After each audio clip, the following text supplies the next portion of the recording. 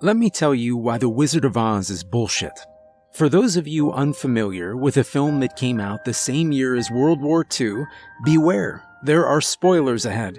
Dorothy gets caught in a tornado, which acts as some form of interdimensional portal that transports her, her dog, and her house to the wonderful land of Oz.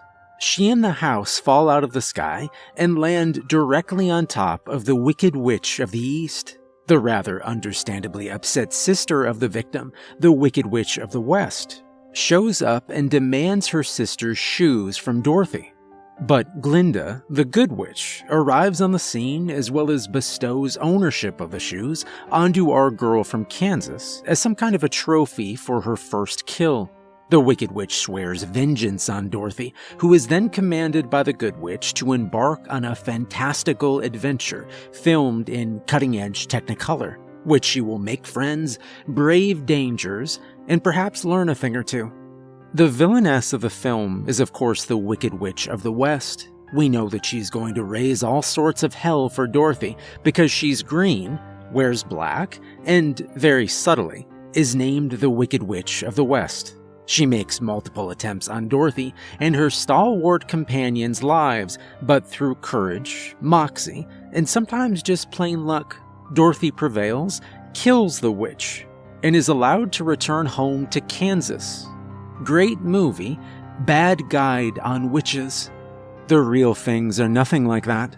They're not green, they don't ride on broomsticks, and they certainly can't be killed by a little water. Or falling houses, for that matter. No, of all the witches in that film, the one that is closest to the mark is Glinda, the Good Witch. You see, real witches are master manipulators. They wouldn't come to you with green skin and boils. They would seem beautiful, charming, benevolent, sound like anyone we know. Let's look at what Glinda actually does for Dorothy of Kansas. She provides her with a pair of magic ruby slippers that were stolen from a corpse and then sets Dorothy off on foot, in heels no less, to visit a wizard that the Good Witch knows to be a charlatan. Along the way, Dorothy experiences horrors and hardships until she winds up killing the Wicked Witch, ridding Glinda of yet another rival. Only after her contract is completed, Glinda tells Dorothy that she could have gone home at any time and probably spared herself a lifetime of nightmares. Kind of an asshole, right? So, yes, real witches are more like Glinda than the Wicked Witch, beautiful and enchanting. Until the mask slips. And if you should find yourself in one's path, pray that she passes you by. Because a real witch will take you places, make no mistake. They just won't be places you'd want to go. I know this because I came across one, or at least my approximation of one.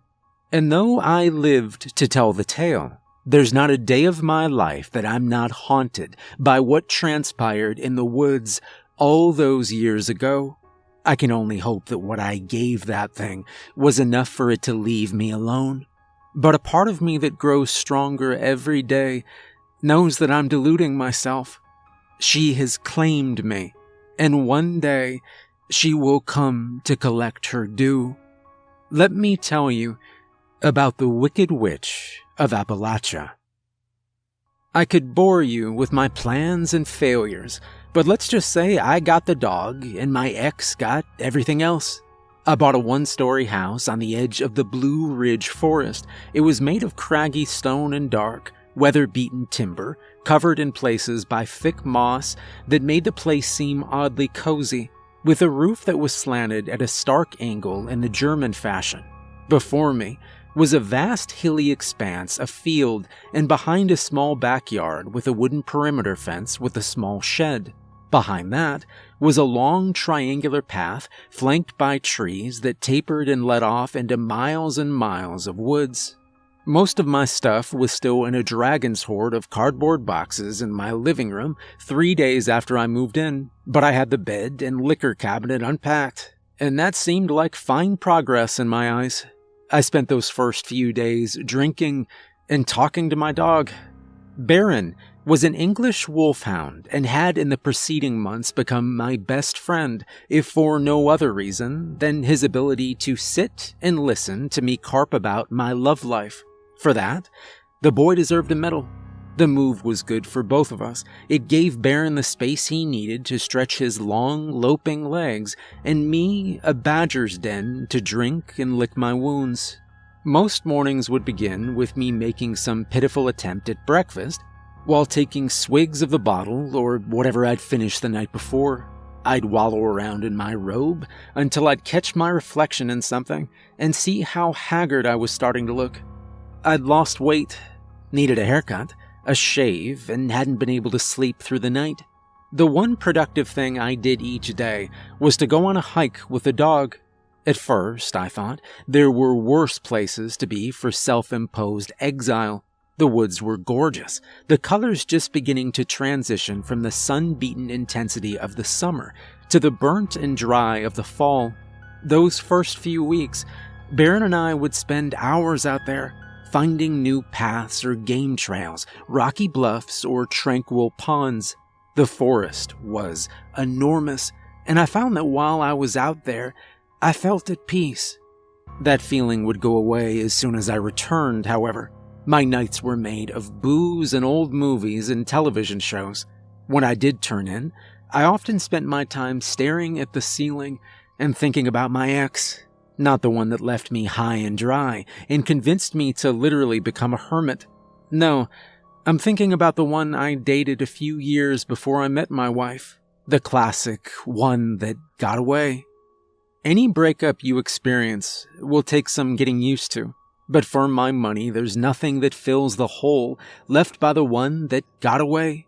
Getting cheated on is a huge betrayal, and growing stagnant and finding indifference in someone you once loved is tragic. But the one that got away is worse than them, because you will forever compare that person to what you currently have. A part of you, whether big or small, will always hold on to that comparison, pining over what could have been. More than anything, there's the bitterness. So, I'd sit there and think about Emily, or if I fell asleep, I'd dream about her. The dreams were the worst, because those stuck with me. I'd go weeks without thinking about her, and then I'd have one passionate dream, and when I woke up the next morning, her hooks would be right back in me again. That's why I tried to pass out every night. Anyway, I was at the house for a little over a month when Baron and I found the cabin. It was a brilliant fall day. There wasn't a cloud in the sky, and the blue was magnificent.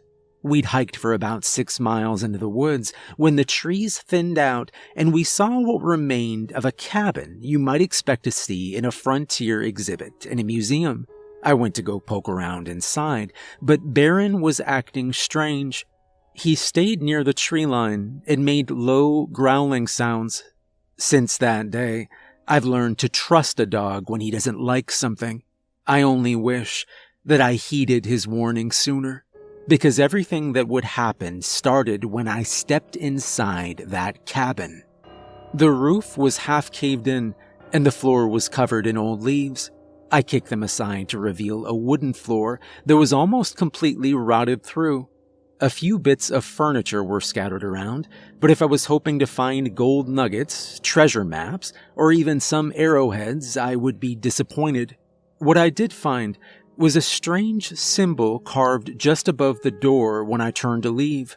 It looked sort of like an inverted pitchfork, with the outermost prongs pointing out diagonally from the center prong. It seemed oddly familiar, but after studying it for a few seconds, I couldn't place it.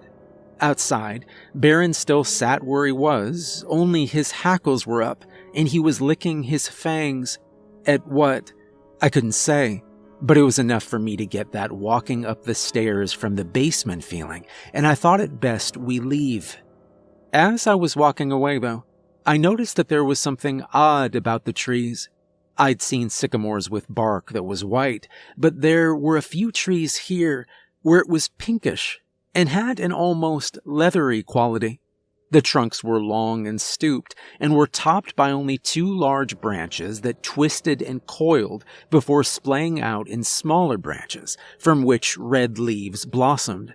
Stranger still was that each of these trees had an oval-shaped hollow near the juncture of the 2 branches that yawned open and into darkness. I couldn't say why, but there was something revolting about those trees. I was sufficiently spooked by that point, so I called the Baron, and he was more than happy to get going with me. That night, I dreamt of Emily. We were sitting by a river watching the deep, dark water speed by. She was mouthing some words at me, but I couldn't hear what she was saying over the roar of the current. Her eyes glittered mischievously, and a small, crooked smile appeared on her lips. I smiled back, and then a shadow fell over us, like a cloud moving in front of the sun. Her smile dropped slightly, and for just a moment, that look in her eyes became one of hunger. I woke up to the wind blowing with the intensity of a storm, howling from the trees and causing the house to creak and groan. My head was killing me from the scotch I'd been drinking, and my mouth was stale and sticky. I was torn between taking steps to mitigate the hangover or roll over and pull the covers over me, thankful that I had 4 walls and a roof to protect me from the elements that battered the house. In the end, I pulled myself from the bed, my bones cracking like an old man's, and staggered through the late-night gloom, feeling for the kitchen. I filled a glass with water and downed it standing over the sink, and as I refilled it, I looked out the window into the backyard to assess the storm. It was dark back there, but I was able to make out a weeping willow, the wind causing its branches to flail and whip about.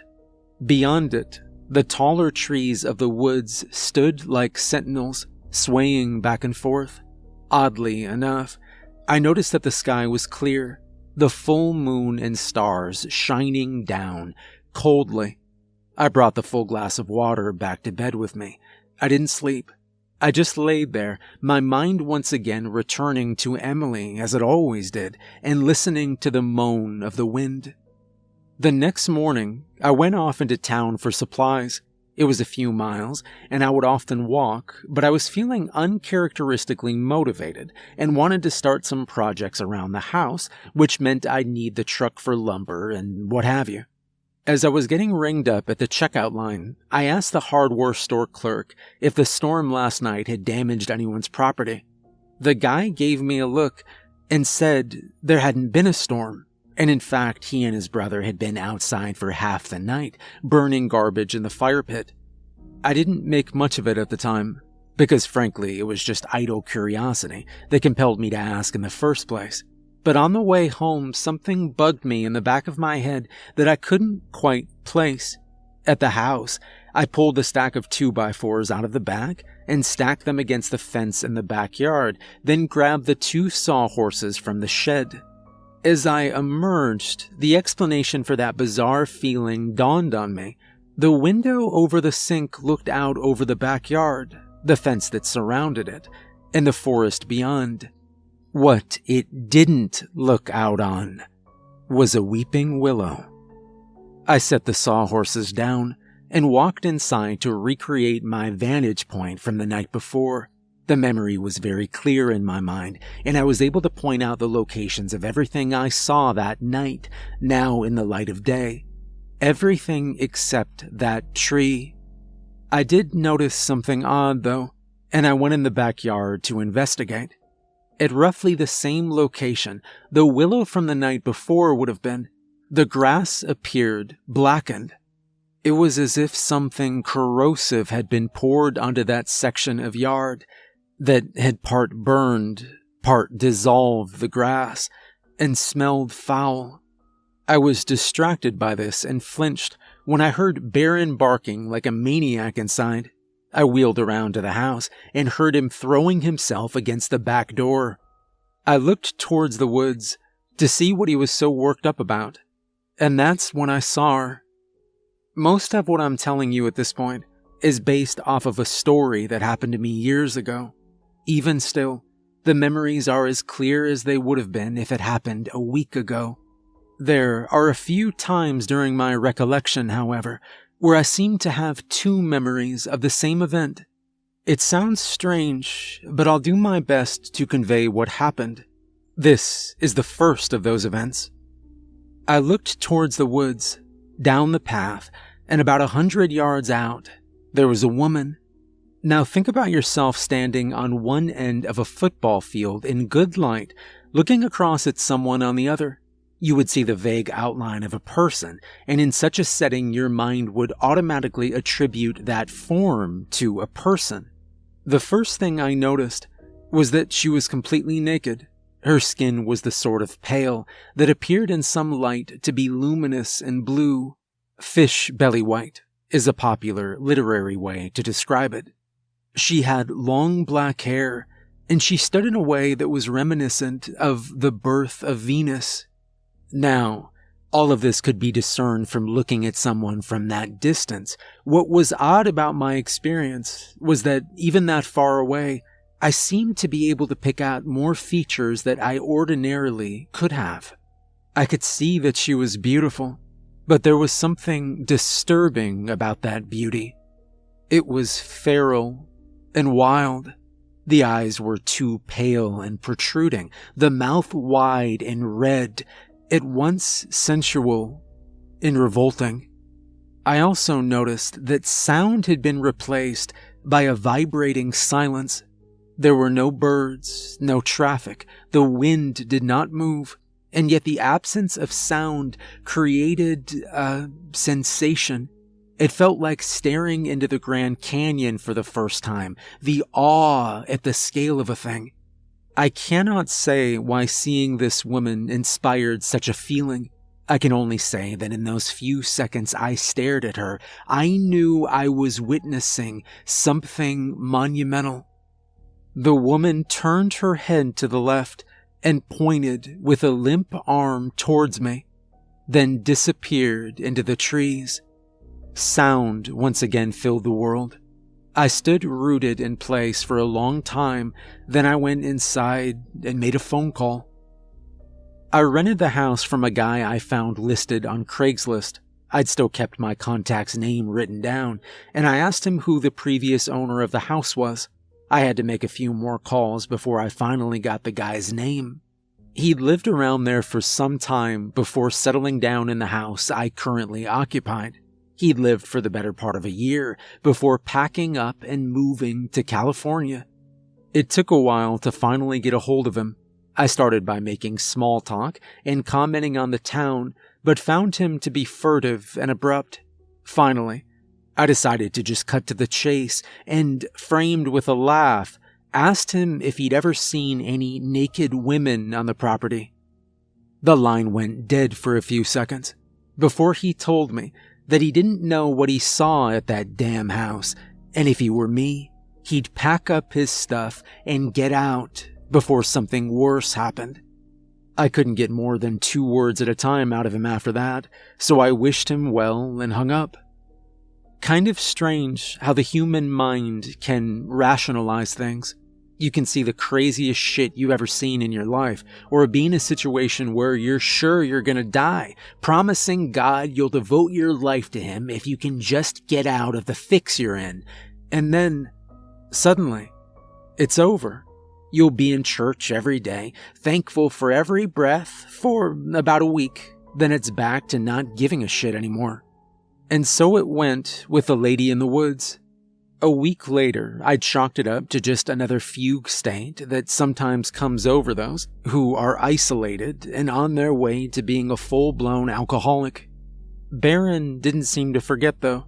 In the following weeks, he seemed to get more and more squirrely. He wouldn't even step into the woods with me anymore, so I would walk with him in the large open fields to the front of my house. Looking back, I can't help but think that saved me. Listen to your dogs, folks. Despite rationalizing the willow and the woman, I'd been plagued by nightmares almost every night since. They were almost always soundless, and more times than not involved Emily. What was stranger, though, was that they all seemed to take place around the house. I recognized a few patches of forest that Barron and I had hiked. I also had the distinct impression that every successive dream was taking us closer and closer to my backyard. In that time, my health had taken a turn for the worse. I'd lost too much weight and looked almost skeletal. I was drinking too much and had fallen into some kind of doldrums, where I would lay around in a sort of half-consciousness, only rousing to use the bathroom or crack a new bottle. I capitalized on a rare spout of motivation and decided to get a sitter for Baron, hop in the car, and drive back for some civilization for the weekend. I went up to Columbus, Ohio, got a hotel, and set off on the strip surrounded by college students.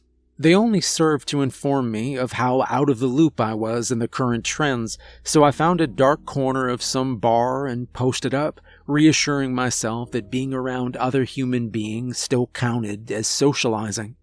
I went back to my hotel later that night and hoped that if nothing else, I'd get a good night's rest. I dreamt I was walking arm in arm with Emily on a path flanked by trees. Strange constellations filled the sky and revolved like a time-lapse video. Once again, there was no sound. She opened and closed her mouth, her face close to mine, as if imparting a secret, and soon a light appeared before us at the end of a long path. She stopped next to me, and when I turned to face her, she was naked, her face hidden behind a wild thatch of hair.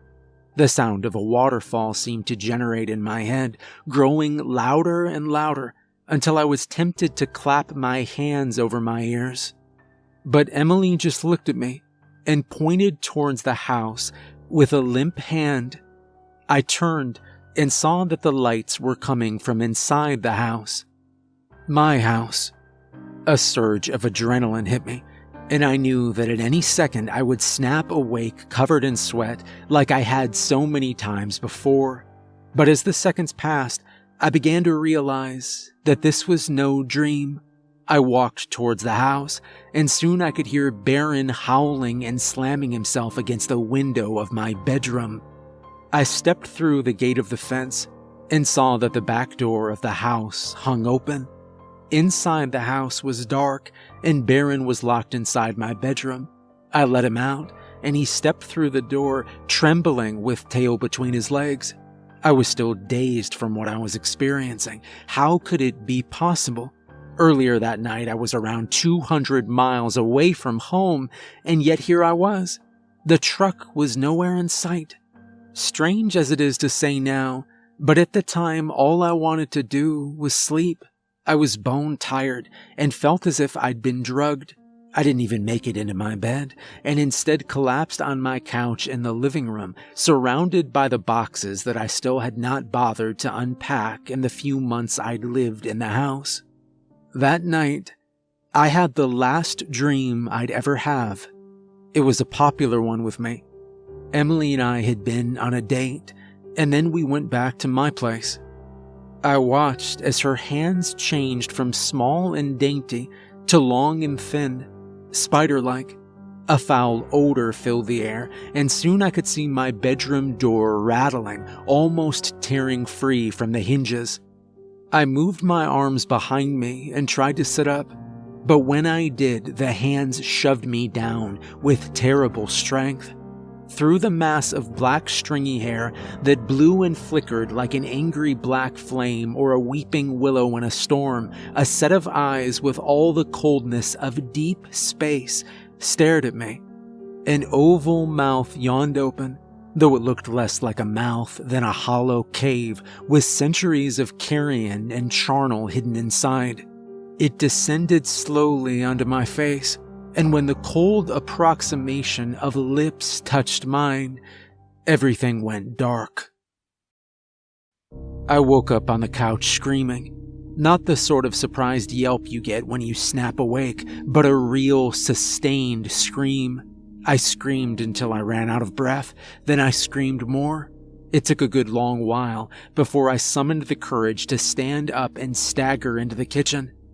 Baron was cowering in a puddle of urine as far away from my open bedroom as he can get, and I closed the door without looking inside. I called the taxi service to pick us up and take us into town where I'd get a hotel where me and my dog would stay until I could find the truck and leave that town forever. I called the hotel in Columbus, and they told me that my truck was still parked in their lot and that they'd hold it until I could make arrangements.